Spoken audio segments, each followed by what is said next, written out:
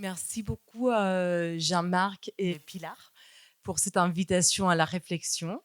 J'aimerais bien peut-être vous présenter un petit peu votre parcours professionnel, parce que je pense que ça nous aide aussi à comprendre peut-être la démarche de film.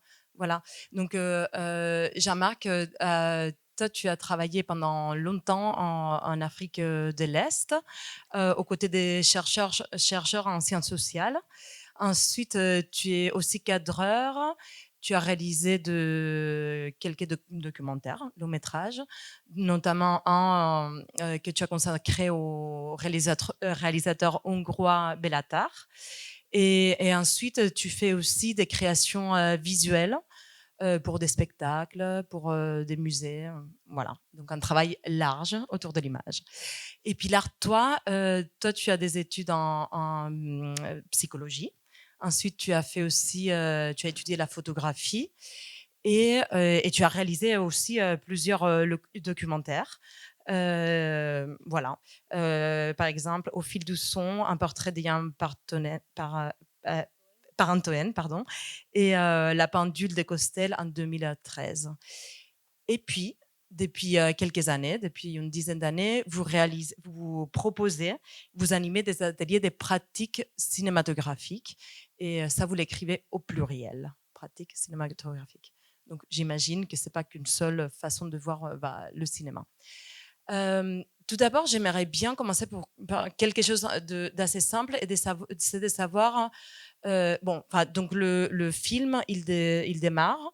Le décor principal, c'est un hôpital psychiatrique, donc l'hôpital Valver à Marseille. Donc j'aimerais bien savoir, même si on a quelques images dans le film, à quoi il ressemble cet hôpital et où est-ce qu'il est situé dans la ville. C'est un hôpital un peu dans le 11e arrondissement, c'est près d'Aubagne. Et en fait, c'est sectorisé et les patients qui vont à l'hôpital de Valvert, c'est autour du 11e et ça comprend aussi Allo, Aubagne et un dernier, La Ciotat. Du coup, c'est un peu Marseille et les communes autour. Il fait pas partie de la PHM. C'est un hôpital. J'ai du mal à expliquer pourquoi, mais il y a les hôpitaux de Marseille et lui, c'est un centre hospitalier que pour la psychiatrie. Il y a combien de pavillons? 8 pavillons. Et il a été créé il y a plus de 40 ans. On a fêté les 50 ans cette année. Et au départ, il a été créé avec l'idée dans les mouvements de la psychothérapie institutionnelle. Du coup, c'était un hôpital qui n'avait pas de grille. C'était un lien avec la cité et qui n'avait pas des chambres d'isolement. Et donc, 40 ans après, 50 ans après, il y en a 8. Et depuis quand on a commencé le projet du film, il y a eu aussi une réflexion dans l'hôpital juste après les confinements de comment se débarrasser de ces 8 chambres d'isolement. Voilà ce que je veux dire. Euh, non, avant que j'oublie, vu que tu présentais un petit peu nos parcours avant, c'est vrai Pilar avait fait un film sur donc, ce créateur sonore Yann Parentoen et moi sur Bellatar, et c'est deux grands maîtres qui nous ont dit à chacun que le documentaire, c'est presque quelque chose d'impropre pour eux. Le documentaire n'existe pas. Et je crois que, enfin voilà, on travaille sous cette influence-là. Le geste qu'on fait là, on part du réel et on va vers la fiction, on va vers une proposition d'augmenter la vie, quoi, d'augmenter le possible, donc de sortir de l'hôpital, de tester les portes. Et donc, il y a cette notion, ces concepts de l'hospitalité qui traversent tout le film. Donc, je voulais savoir d'où est-ce qu'elle venait, cette idée de travailler sur cette question-là. Bon, donc ça faisait 7 ans qu'on était à l'hôpital à faire ces propositions de pratique cinématographique quand on a commencé à avoir une envie, envie de faire une proposition à l'hôpital aux patients avec lesquels on travaillait depuis un moment, et on n'était pas encore bien au clair sur ce qu'on voulait faire. Et c'est le moment où Adeline Hazan, qui était à l'époque contrôleuse générale des lieux de privation de liberté, c'est-à-dire la personne qui visite les lieux où on peut enfermer les gens, donc les prisons, les centres de rétention, les hôpitaux psychiatriques. Et en passant à Valvert, le psychiatre Christian Védy, qu'on voit à la fin dans le film, lui dit vous savez, ça peut prendre quelques secondes pour fermer une porte et des années pour l'ouvrir. Et cette phrase, elle parle des chambres d'isolement, mais elle parle aussi plus généralement de l'hôpital, de comment maintenir une porte ouverte. Et comment on arrive à cette histoire d'hospitalité, c'est que, en fait, hospès est la racine du mot hospès et hostis. Hospès, accueillir, l'accueillant, hostis, l'ennemi. Derrière le mot hospitalité, il y a déjà ce double sens de je t'accueille et je t'enferme. Et depuis l'hôpital, ça nous a semblé être un bon endroit pour reposer cette question aujourd'hui. On avait ce sentiment que notre société vit une grave crise d'hospitalité à l'endroit des frontières, mais aussi à l'endroit de l'école, à l'endroit de l'hôpital. Et du coup, partant de notre petit endroit qu'on commençait à bien connaître, on a eu envie d'élargir cette question et de confier l'enquête à des patients qu'on considère, nous, comme des spécialistes de l'accueil et de l'enfermement. Un patient en psychiatrie sait ce que c'est qu'être accueilli et enfermé. Il sait ce que c'est que le double sens du mot asile. Est-ce que Valvert, il est un modèle par rapport à d'autres hôpitaux psychiatriques? Est-ce qu'il y a quelque chose, est-ce qu'il y a il y a eu un accueil de la part déjà de personnel soignant de votre proposition? Parce que c'est pas rien, en fait, de cette un peu remise en question de l'institution de son intérieur. C'est difficile de dire que c'est un modèle parce que on voit des psychiatres qui nous ont accueillis, mais c'est pas le cas dans tous les pavillons. Et c'est encore un travail de l'hôpital pour pas tout le monde est d'accord pour se débarrasser des chambres d'isolement. J'avais dit qu'il a été fondé avec dans la dynamique de la psychothérapie institutionnelle, mais il y a 10 ans, il y avait des gens qui arrivaient et qui disaient mais qu'est-ce que c'est que la psychothérapie institutionnelle? Donc c'est pas mal des gens qui l'ont fondé sont partis, et il y a un problème des formations qui est compliqué. Mais en même temps, ça faisait 8 ans qu'on était là, et il y avait une confiance. Et du coup, j'ai l'impression qu'ils nous ont dit vous allez travailler sur la question de l'hospitalité, mais la première chose, c'est qu'on va vous accueillir pour que vous puissiez faire le film. Donc on a eu un peu carte blanche, et ça a été... disons que c'était des gens qui n'ont pas voulu participer, mais il y a eu une confiance, et ça, c'était une prise de risque pour eux. Le lieu où on a filmé, c'est dans un pavillon où il y a des gens qui sont très, très dynamiques par rapport au fait de se débarrasser des chambres d'isolement. Et on leur a demandé de nous réserver des chambres d'isolement. Ils nous ont dit, en fait, ça nous a mis un mouvement, parce que ne pas utiliser la chambre d'isolement, c'était déjà dans le mouvement de ce qu'on voulait faire, mais ça demande une organisation interne qui est compliquée. Donc, c'est un hôpital qui se veut être ouvert, mais il y a quand même des barrières. Il y a quand même la question du pyjama qui est très compliquée, et la question des moyens, comme dans tous les autres hôpitaux. Il y a... Vous pouvez développer un peu cette question de l'ouverture de l'hôpital. Qu'est-ce que c'est un hôpital ouvert par rapport à un hôpital fermé? Ou est-ce que ça existe? Enfin, voilà.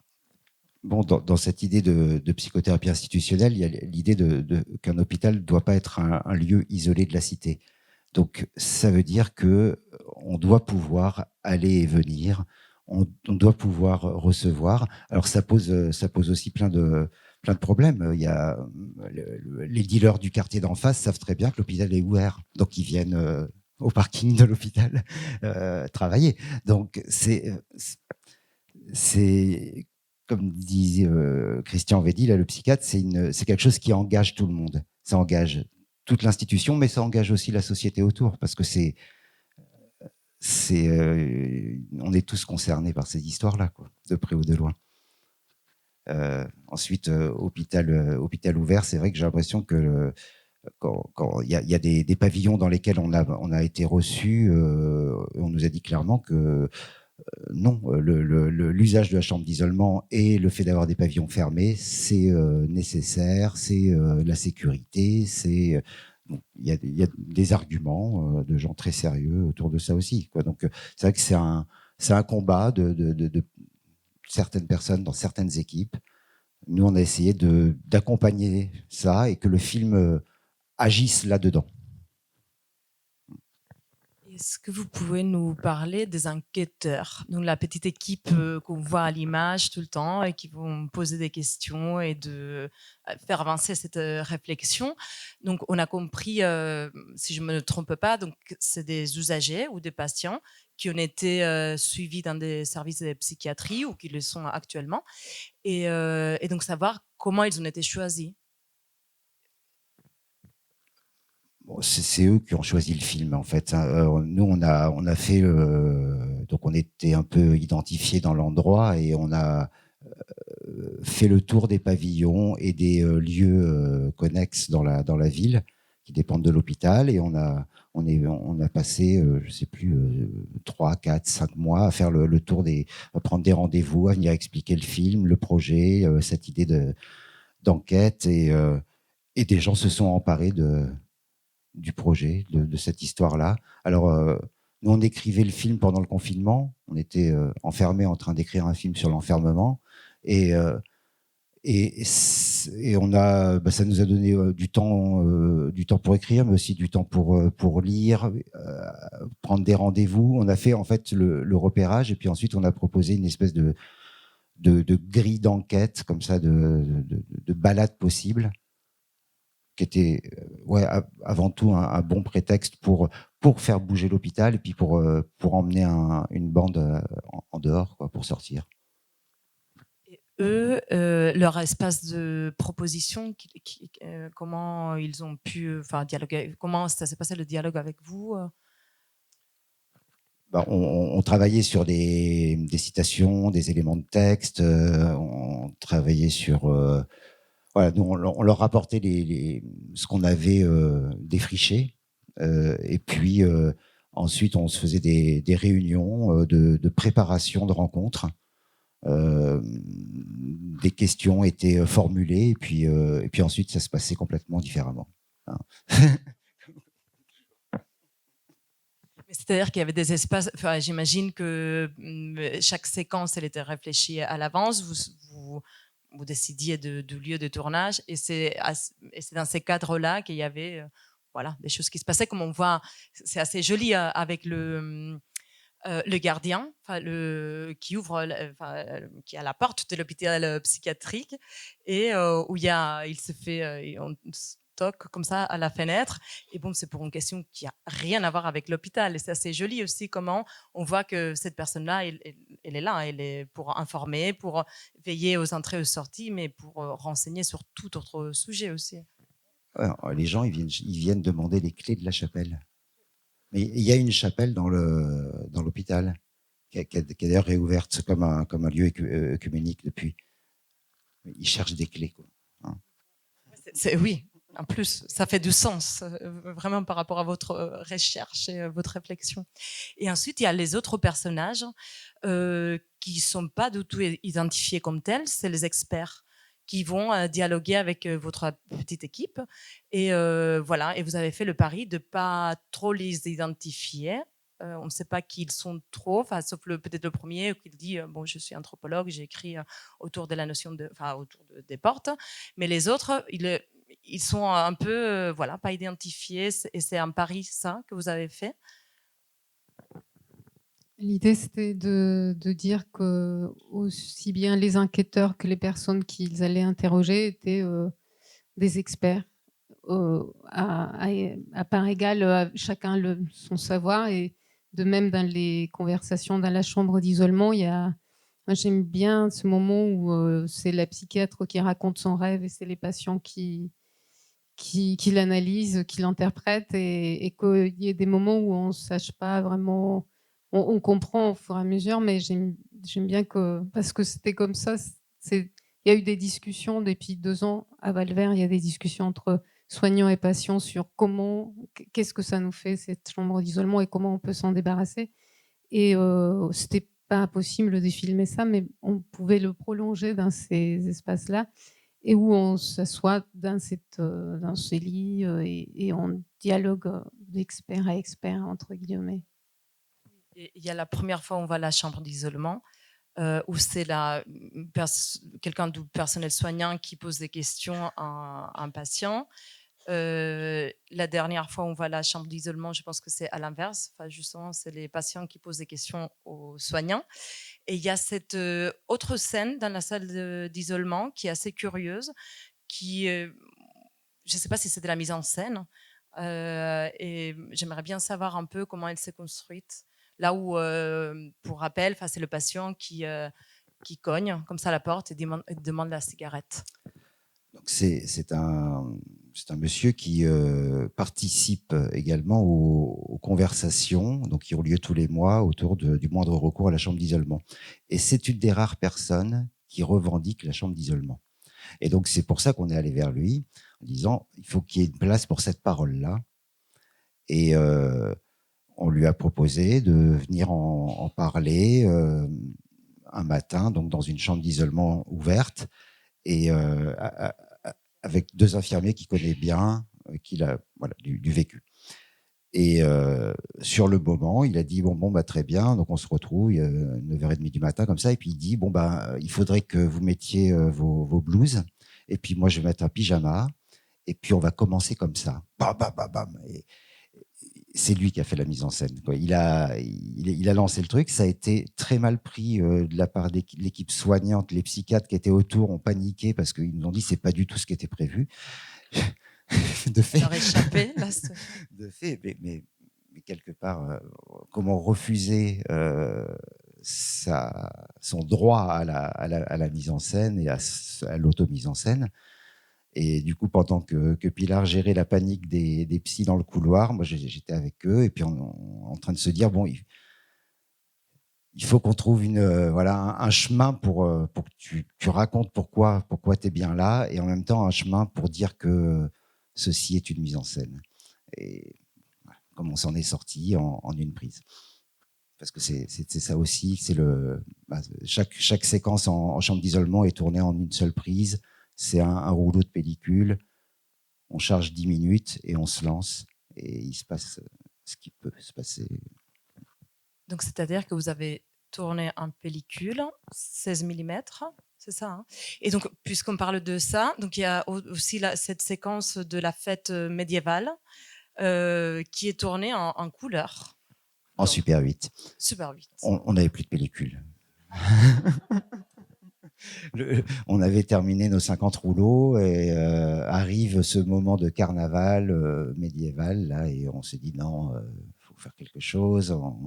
Et donc on a acheté 3 rouleaux de Super 8, parce on a toujours filmé en Super 8 là, depuis des années. On a nos caméras, et puis on a fait ce qu'on pouvait. Ce qui est marrant, c'est que ce qui est en couleur, je ne sais pas comment vous l'avez perçu, mais souvent on nous dit ça date de quand cette archive? Et du coup, c'est un peu le. Pourtant, on voit la date, c'est 2023. Enfin, Ouais, mais à chaque fois, on nous dit mais cette archive, vous l'avez trouvée où? Parce que c'est assez drôle, parce que tout le film en noir et blanc, donc on peut interpréter un peu le présent en noir et blanc. La couleur, c'est un peu la représentation du passé, en tout cas, parce que c'est cette fête médiévale qui est consacrée à 200. Est-ce que ça, je pense qu'il y a une signification, parce qu'il est question de psychothérapie institutionnelle. C'est une fête médiévale, c'était pas censé être consacré à mais c'est une psychiatre qui fait un peu un un discours un peu loufoque comme ça. Et les deux personnes dont elle parle, c'est deux figures de la psychothérapie institutionnelle, Jean Horry et Tosquelles. Mais voilà, ça collait parfaitement avec ce qu'on voulait. Il y a des questions, j'imagine, dans la salle. Donc, mais allez-y. Enfin, vas-y, Michel. Merci à vous. Je trouve que c'est une idée assez géniale d'être parti de cette histoire de porte qu'on ferme et qu'on ouvre. Et on pourrait aller beaucoup plus loin. Par exemple, quand on dit à quelqu'un « je te mets la porte », aussi. Bon, mais c'est très bien. C'est très intéressant parce que c'est quelque chose qui nous aide à respirer, alors qu'on sait très bien que s'il y avait plus d'argent dans la santé, vous trouveriez pas mal de gens qui seraient d'accord pour faire ça. Le problème, c'est qu'on ne peut pas. On peut pas. Il faudrait davantage de personnel pour accompagner les malades, enfin, les patients. Moi, j'ai une fille qui est psychiatre, qui a travaillé en pédopsychiatrie et qui a fini par partir parce qu'elle était dans ce cas-là, la discussion, l'accompagnement. Et donc, dans le service où elle était vraiment à part. Tout ce qu'ils disaient, c'était « mais non, on va leur donner 3 cachets et puis on les enferme. » Et puis voilà, quoi. Ils sont tous comme ça? Non. Non, ils ne sont pas tous comme ça. Il y en a beaucoup qui sont comme ça. C'est de leur culture ancienne. Et en plus, il n'y a pas assez de monde. Donc voilà. Alors là, c'est très beau. Maintenant, il y a aussi autre chose qui m'a beaucoup interpellée. Je ne sais plus qui dit ça. On nous dit qu'il faut aimer l'étranger comme soi-même, mais il faut aussi aimer soi-même comme l'étranger. Alors ça, je trouve ça fabuleux et je n'ai pas fini de réfléchir. Moi, je m'occupe des migrants, je les accueille. Alors, bon, voilà. Et ça c'est typiquement une phrase improvisée, proposée par une des enquêtrices. C'est quelque chose qui n'est pas écrit. Elle arrive le jour du rendez-vous et on avait prévu d'autres questions, on avait imaginé je ne sais quoi, et elle arrive et elle sort ça. Et du coup, on passe tous un moment à essayer de comprendre ce que ça... Et donc, il y a ces glissements aussi dans le film, parce qu'on part donc de la santé mentale, et on arrive à parler aussi, après, autour de toute cette question de l'asile, de l'accueil, de l'enfermement, tout ça, de la condition humaine qui est celle de la migration et donc de l'accueil des migrants. Et comment ça s'est venu, parce que c'est quand même un peu un petit glissement. Vous vous rappelez de ça? C'était quand on est allé rencontrer Michel Agier, il y a cette personne qui parle, qui s'appelle Frédéric Grimaud, qui est un élu de Martigues, et qui a parlé de la maison de l'hospitalité. Et on s'était dit, c'est super, on va aller voir cette maison de l'hospitalité avec les patients. Et puis, c'était aussi des prétextes pour sortir, en fait, aller partir en bateau, aller faire une promenade à Martigues. Et quand on est arrivé, il nous a dit, ah, mais en fait, elle n'existe pas. On n'a pas encore des lieux, mais on se balade. Et c'est comme ça qu'on a rencontré. Mais l'histoire qu'il raconte dramatique du migrant, il nous l'a raconté ce jour-là. Nous, on se disait, c'est extraordinaire, une maison de l'hospitalité. Et puis, voilà, on a rencontré ces militants incroyables qui comment on dit, qui agit comme il ce qu'il dit, il le met en pratique concrètement. Après, comment on va de l'hôpital aux frontières, j'ai l'impression qu'il y a quelque chose, enfin, il y a une situation qui se reproduit, il y a une scène qui se répète, quoi, sur le moment de l'accueil, sur le moment de... Et elle se joue à plein d'endroits dans la société et jusqu'aux frontières. Après, c'est vrai que ce truc de l'hospitalité, nous, ça nous a hanté. Des fois, on dit que le documentaire, c'est l'art de l'hospitalité, parce que c'est accueillir du réel et c'est être accueilli dans du réel. Et c'est vrai que là, du coup, on se retrouvait à pratiquer ça sur ce sujet-là. Donc, on était hanté par ce terme qu'on avait envie de déployer le plus largement possible. Moi, en revoyant le film aujourd'hui, je me suis dit qu'en fait, cette question autour de la migration et comment, enfin, de l'étranger, de l'altérité et tout ça, c'est assez rapidement présent dans le film. Parce qu'en fait, quand on est avec l'anthropologue, il y a tous les remparts de la ville. En fait, vous les filmez aussi, hein, c'est très présent comme ça.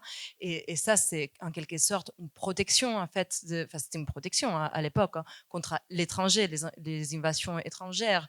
Tout, donc cette question-là des portes d'enfermement, enfin, elle apparaît très vite dans le film finalement. Est-ce qu'il y a des remarques, des questions de la salle? Ah, merci pour votre film. Je voudrais parler de la porte. Donc cet itinéraire de la porte, vous l'aviez bien choisi, c'est vous qui l'aviez choisi. Est-ce qu'elle a servi à délivrer certaines paroles ou quelle était exactement sa place dans ce film? En réalité, pas dans le montage.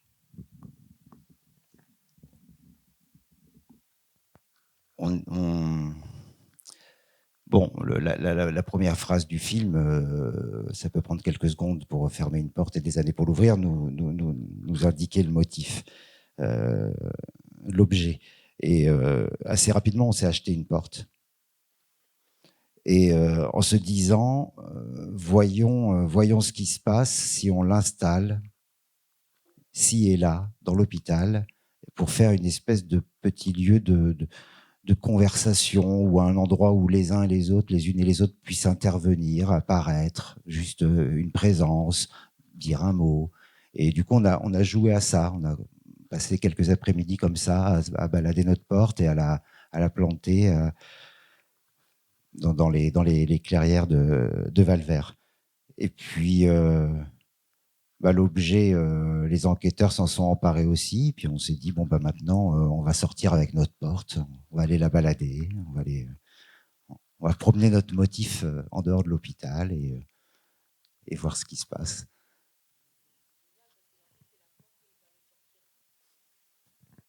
On fait sortir la porte. Ils embarquent la porte, oui, dans la sortie.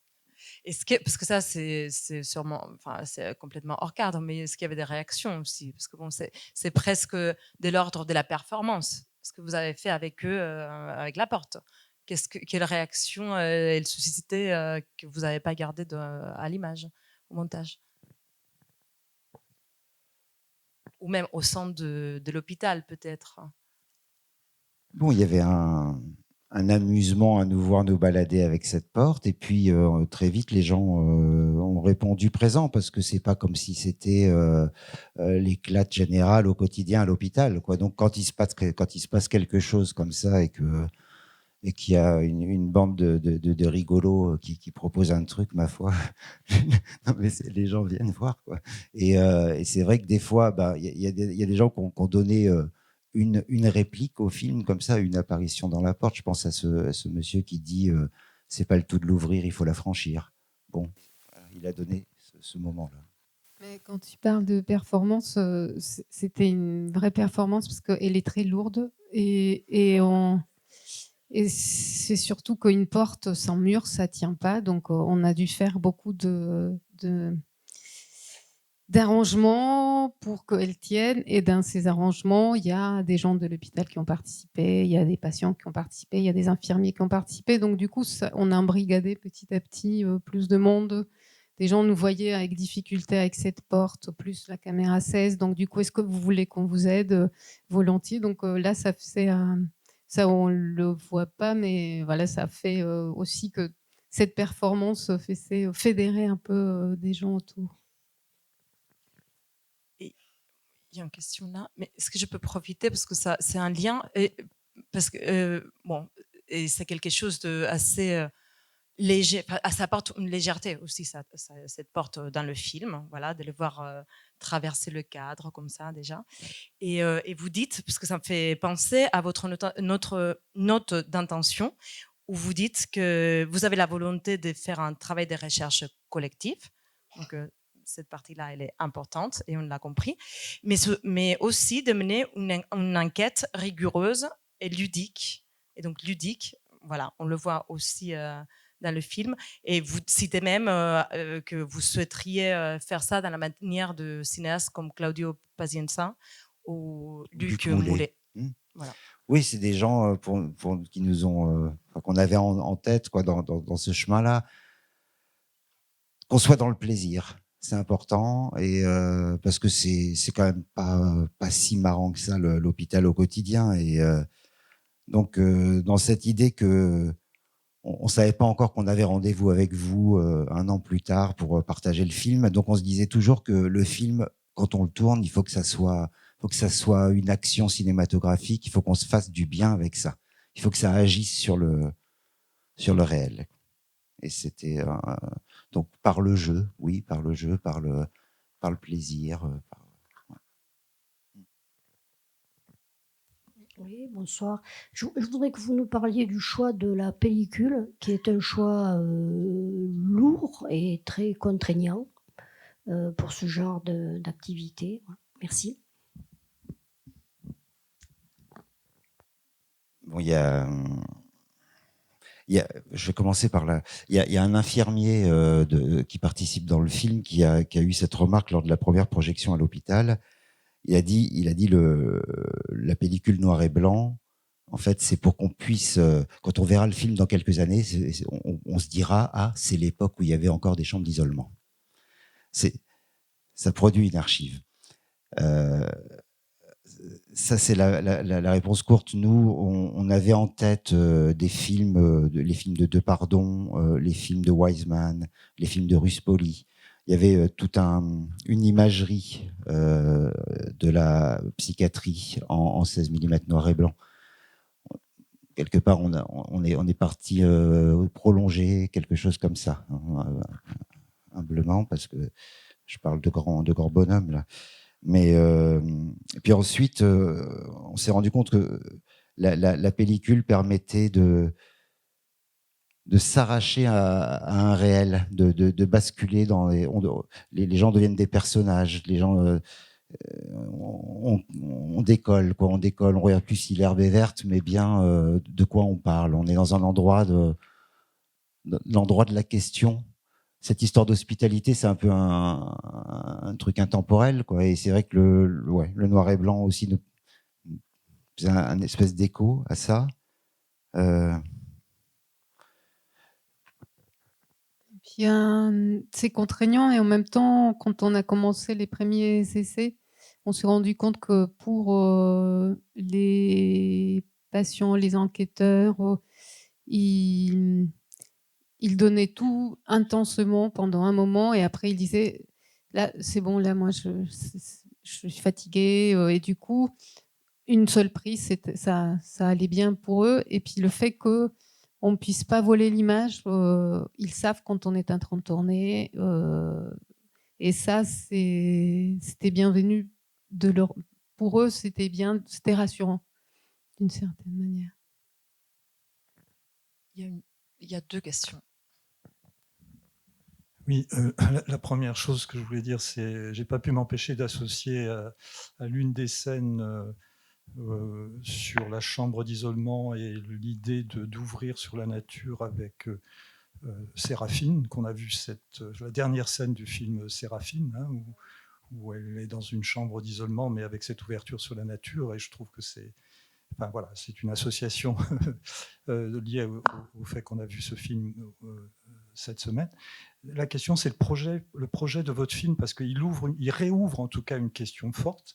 Est-ce que vous avez, comment il est reçu, comment vous allez la suite, quoi. Voilà, comment vous allez ouvrir des portes avec ce film. Voilà.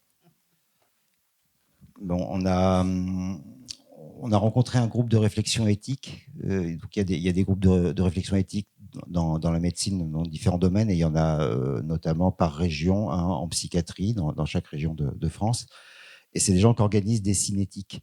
Et donc c'est une projection accompagnée d'un débat sur les questions éthiques et plus que pose le film. Et du coup, on a eu un premier rendez-vous avec ce groupe-là pour la première du film à Marseille.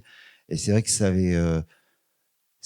on s'est dit, voilà pourquoi on a fait ce truc, quoi. On s'est retrouvés avec les psychiatres, avec des patients, des familles de patients, avec le grand public, à se poser une question hospitalière en société, et ça ressemble à quelque chose, quoi. Donc c'est un des endroits qui nous permet d'espérer faire vivre ça. Sinon, il y a un colloque sur la psychothérapie institutionnelle qui se tient début octobre à Marseille et dont le lancement sera à Paris, à l'Université Paris-Cité, fin septembre. Donc, on projette dans ce cadre-là aussi. Donc, c'est vrai que, voilà, par le milieu médical, le film vit. Et puis, on essaie aussi de le montrer dans des milieux plus alternatifs, de gens qui s'interrogent sur la psychiatrie et on va dire, ses bordures. Oui, juste une scène qui est une solution simple, il me semble, c'est la proposition du maçon. Comment peut-on concevoir de tels lieux, de telle froideur?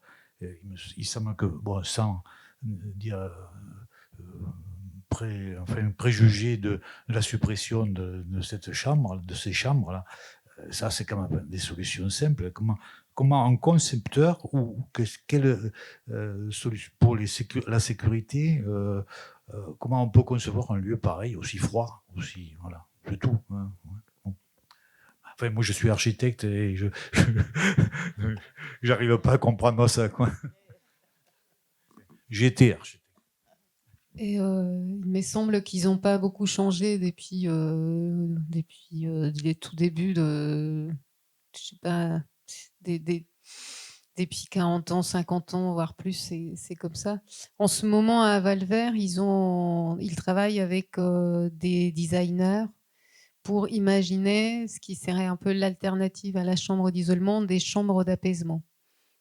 Ce qui est super, mais il y a un peu c'est à double tranchant parce qu'on peut ne pas se débarrasser de chambres d'isolement et créer des chambres d'apaisement. Et voilà, donc là, il y a un peu une discussion sur ça. C'est comme vous dites, il faudrait designer autre chose, mais des espaces qui ne soient pas fermés et ne pas avoir des chambres d'isolement.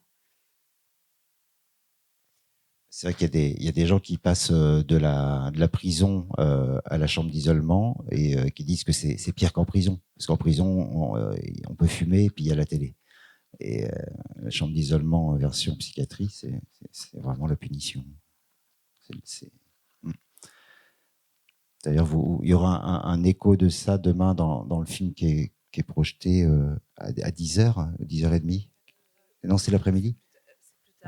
C'est le film auquel tu fais référence, donc c'est Conversations de Bertrand Meunier, ouais. Et il est à 14h ici, donc parce que donc c'est un film qui travaille autour, donc c'est des prisonniers et des gardiens de prison qui discutent ensemble sur la vie dans cette institution qui est la prison. Voilà. Et où il y a notamment un témoignage de quelqu'un qui fait en sorte d'aller à l'isolement parce que c'est un endroit de repli. Hein, pour sortir du vacarme de la prison, il va à l'isolement.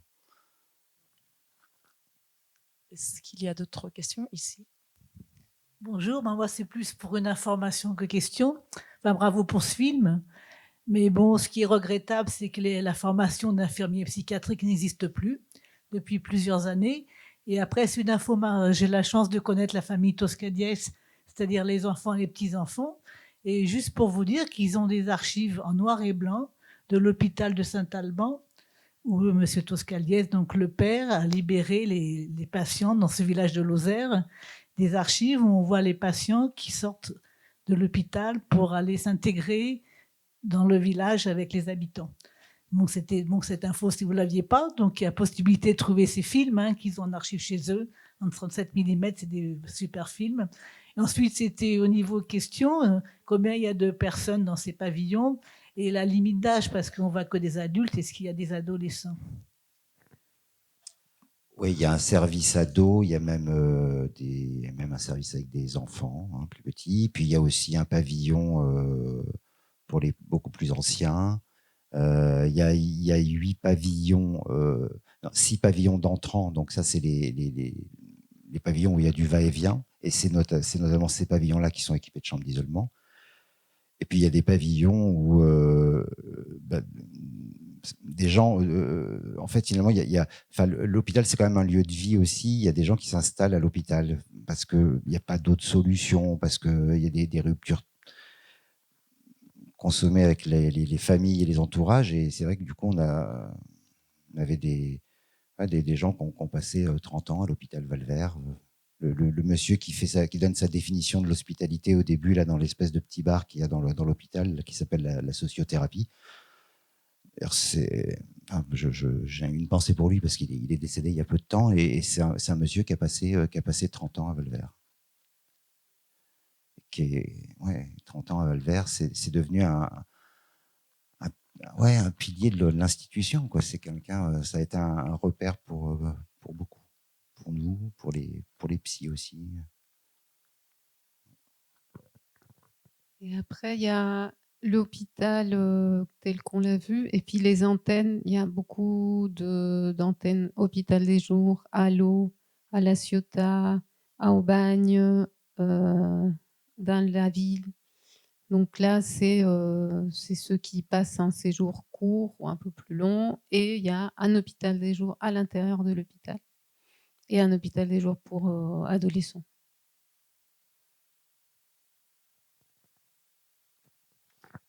Ouais, c'est vrai qu'il faut juste garder en tête toujours qu'il y a 80% des gens qui sont concernés par la psychiatrie, des usagers de la psychiatrie, qui ne vont pas à l'hôpital.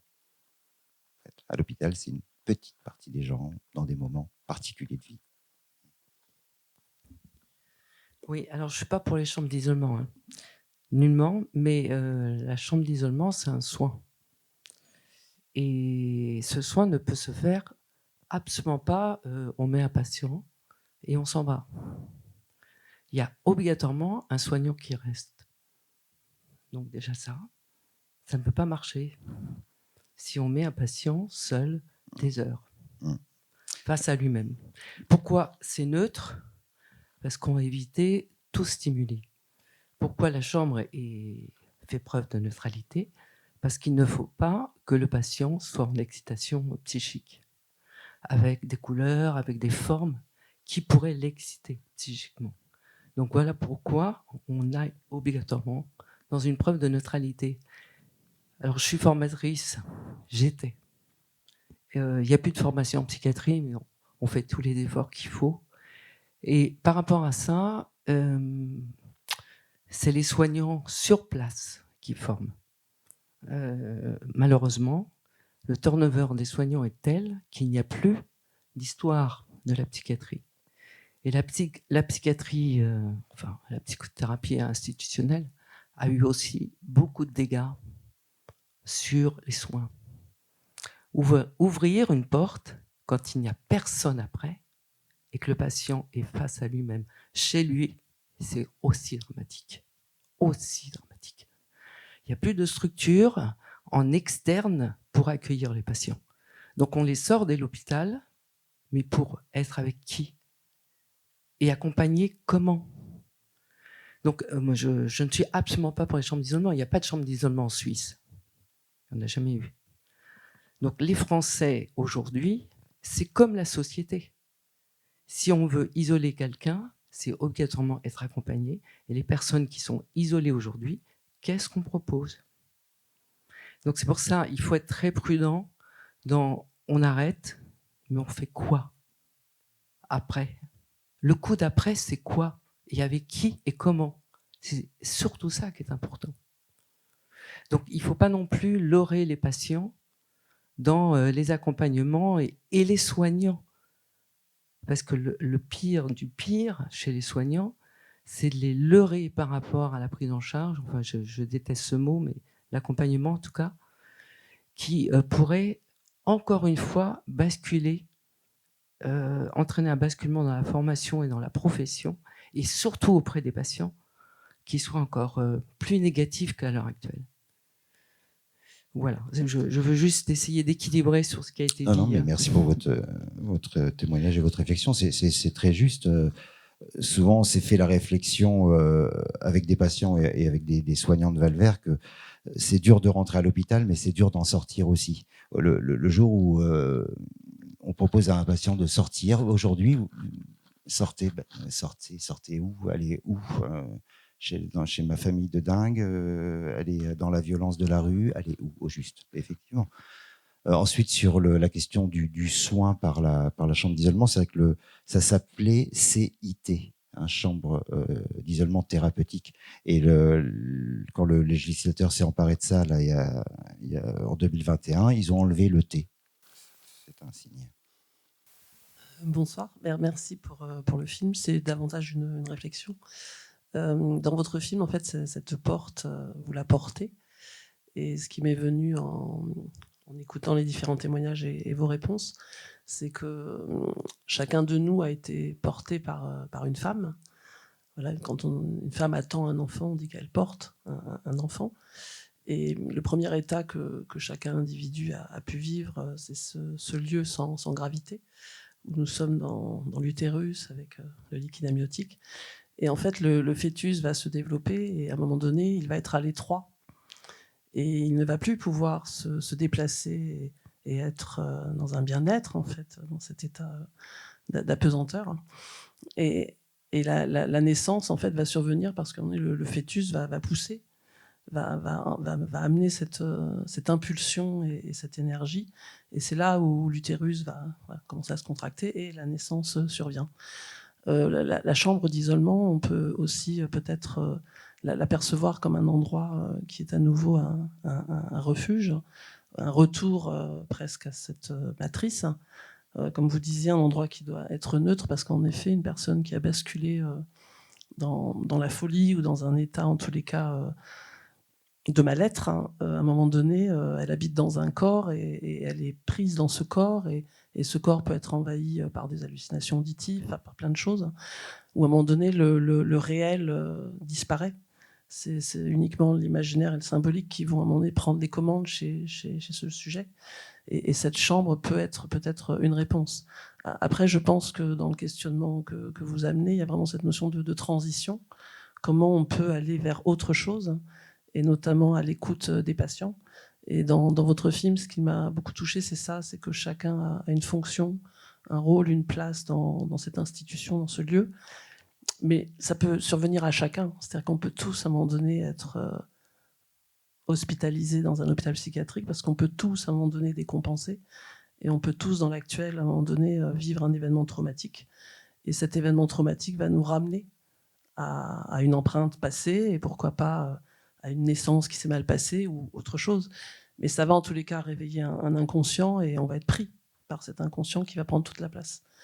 Donc, dans notre époque actuelle, que je qualifierais plus d'une société libérale répressive, ça c'est mon opinion, où la perversion prend énormément de place, le fait que les institutions comme les hôpitaux psychiatriques questionnent et que vous, voilà, qui faites des films, voilà, qui venez pour amener une image de ce qui a pu être dit dans l'échange que vous avez eu avec ces personnes et vous nous présentez cet objet filmique, cette image, je trouve que c'est une période de transition et de mutation.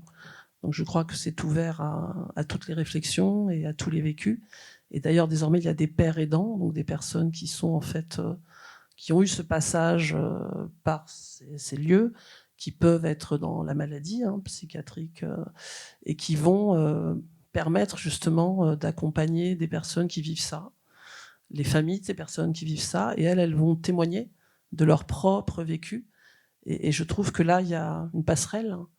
Et dans votre film, cette porte devient presque un signe. Vous la placez au début dans la mer. Je reviens à ce que je disais au début sur la mer. Voilà. Donc il y a vraiment dans votre film quelque chose de... Vous semez des graines et je trouve que ça amène à énormément de réflexions. Alors je sais que ça va rester dans le milieu davantage institutionnel de la psychiatrie sur les débats et le questionnement pour les personnes qui y travaillent. Mais voilà, avec les pères aidants, je pense que ça peut s'ouvrir aussi peut-être dans des débats, pourquoi pas des cinémas dans des villes où il y a des hôpitaux psychiatriques. Voilà, réinscrire dans la cité aussi, tout ça. Voilà, donc j'ai beaucoup apprécié votre travail. Voilà.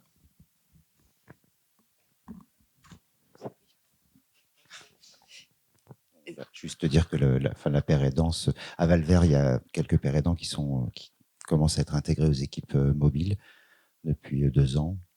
Et moi, j'essaie d'écrire en ce moment un prochain film sur la santé père. santé communautaire et père et danse. Ouais.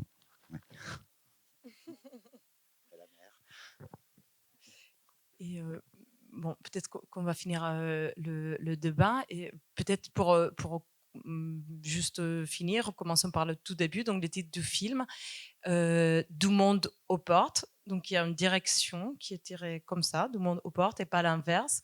D'où est-ce qu'il est venu ce titre? Trop compliqué peut-être. C'est le titre d'un chapitre de cet ethnologue qui a fait un gros pavé qui s'appelle Ethnologie de la porte, du monde aux portes. Et du coup, c'est du monde aux portes, mais moi je l'entends comme il y a beaucoup du monde aux portes. À la porte, aux portes. Bon, voilà, j'aime bien que ça soit dans plusieurs sens. D'accord. Merci beaucoup. Merci à vous deux. Merci beaucoup.